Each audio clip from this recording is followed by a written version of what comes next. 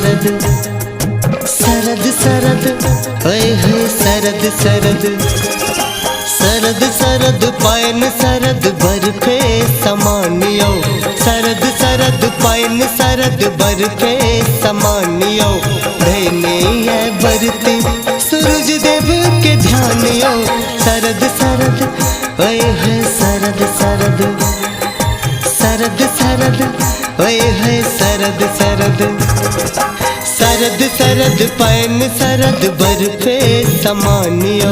सरद सरद पायन सरद बरफे समानियो धैने है बरती सूरज देव के ध्यानियो सरद सरद ओए होए सरद सरद सरद सरद ओए होए सरद सरद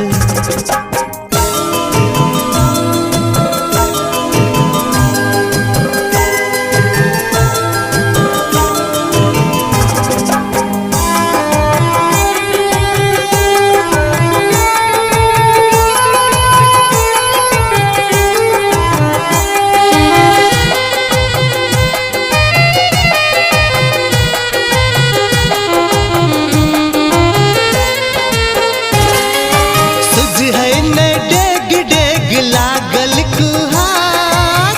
खरने के दिन सा कैने उपास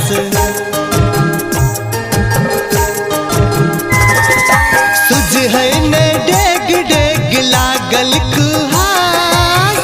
खरने के दिन सा कैने उपास बहै छै शीत लहर गिलगर जमीन तैयो किनियो ने हिया के सालैया विध विधानियो हिया के सालैया विध विधानियो धैने बरती सूरज देव के ध्यानियो सरद सरद पायन सरद बरफे समानियो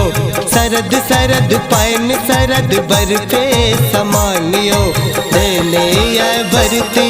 सूरज देव के ध्यानियो सरद सरद ओए होए सरद सरद सरद सरद ओए होए सरद सरद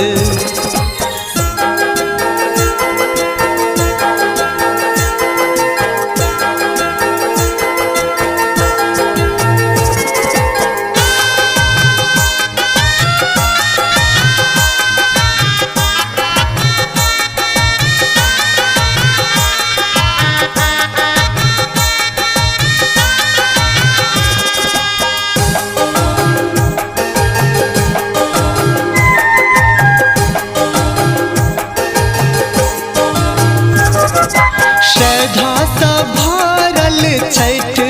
परा नरियर केरा घोदक अरग श्रद्धा सा भरल छठ परा नरियर केरा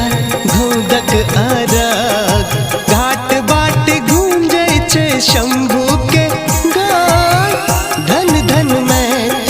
मिथिला महान मिथिलेश के सूप में पूरी पकवानियो मिथिलेश के सूप में पूरी पकवानियो धैने बरती सूरज देव के ध्यानियो सरद सरद पायन सरद बरफे समानियो सरद सरद पायन सरद बरफे समानियो धैने बरती सूरज देव के ध्यानियो सरद सरद ओए होए सरद सरद सरद सरद